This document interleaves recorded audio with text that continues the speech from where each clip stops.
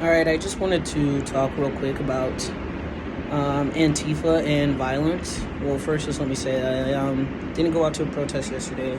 I am today, but yesterday I decided to come out here to the coast just to kind of clear my head. It was very relaxing. I'm still here, leaving in a couple hours, but yeah, that's basically what I've been up to. And yeah, let's just jump right into it because a lot of you are still confused about like what's actually going on. So I want to tell you guys exactly what's going on because I'm actually out on the streets almost every single day organizing with this, and I have been for years. Not like exactly on the streets every day, but in the thick of it. So I want to just talk to you guys about Antifa and quote unquote violence. So first of all, let's talk about Antifa. What is Antifa, right? So Antifa is not an organization.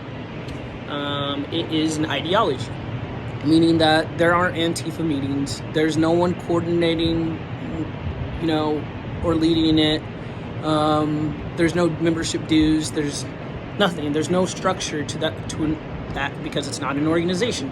It's just an ideology, and Antifa is short for anti-fascist. Which, if you don't know what fascist means, then you're gonna have to look that up. Because that's really important to understand if you want to understand what Antifa is. So basically, the purpose of Antifa is to protect peaceful protesters from state violence. So what that means is that when you're at a peaceful protest and the police start to use force, that's kind of when Antifa steps in and they use different kinds of tactics to protect vulnerable people who might be in the crowd. So if there's women in the crowd, older people in the crowd, people with handicap in the crowd, black people in the crowd, they kind of step forward and distract the police from actually being able to contact some of the most vulnerable people in our society.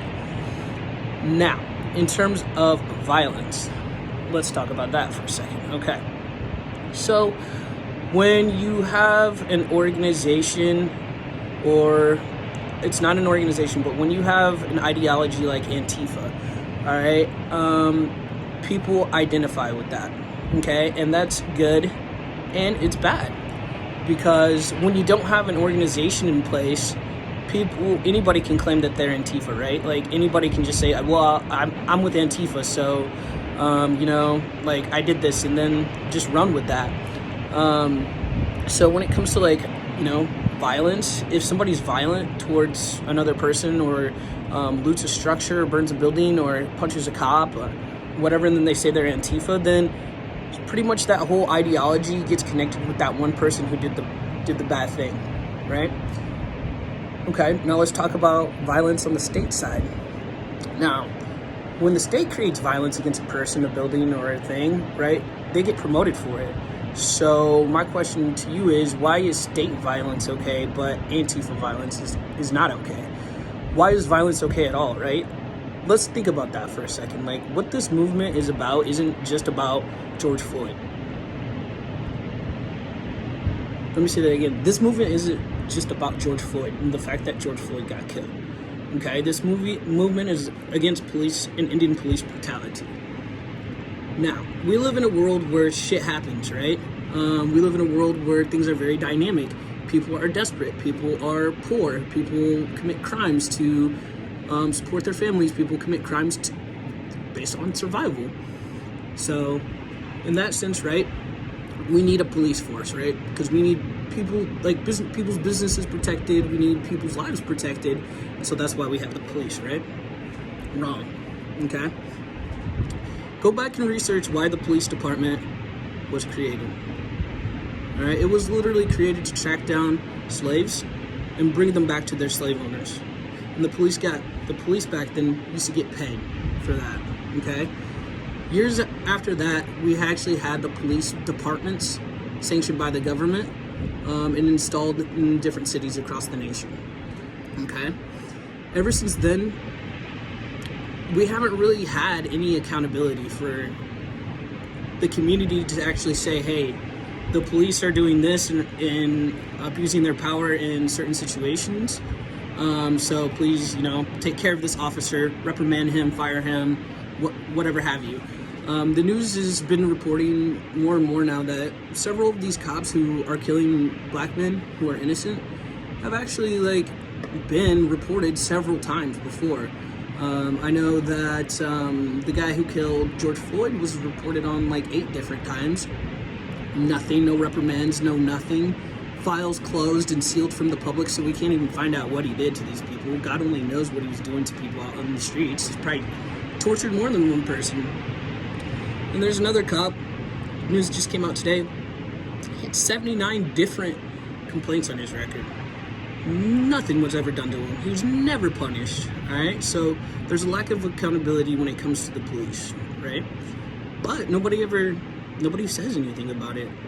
So when the police brutalize someone and the people get mad, and then there's people going around claiming they're Antifa, and then people get distracted by that, saying, oh, Antifa's creating all this violence. Well, what about state violence? Think about it. Use your fucking head.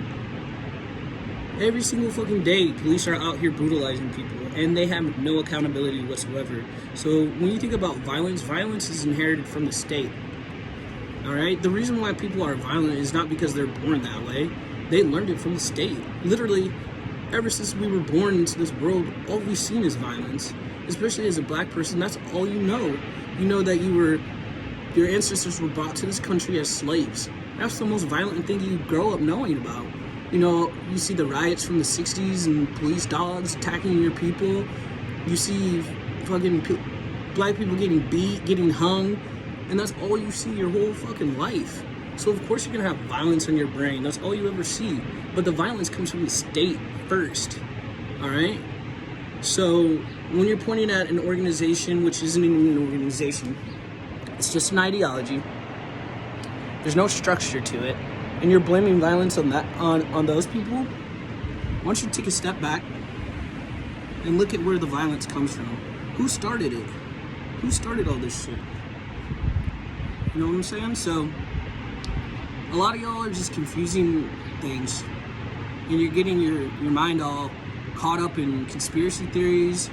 You need to stay focused. You need to focus on where's the violence coming from and how can we stop it.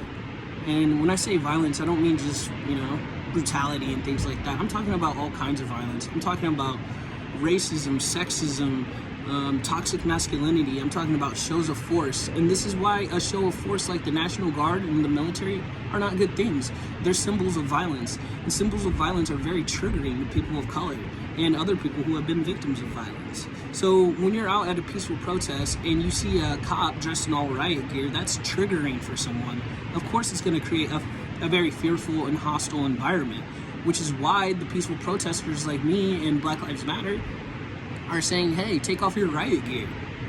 There's no riot here. This is a peaceful protest. Why are you exhibiting a show of force before we even had a chance to speak? You're out here in riot gear. So what do you expect? Of course, if you're gonna come out in riot gear, there's gonna be a fucking riot because you're triggering people. All right, so the National Guard, same thing.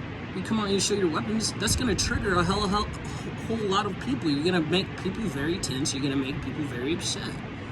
Now, what the police and what the National Guard should be doing, if they're gonna be out there at all, is protecting the peaceful protesters from the violent people, from the fucking Proud Boys, from the fucking white supremacists who are actually the ones creating all this violence.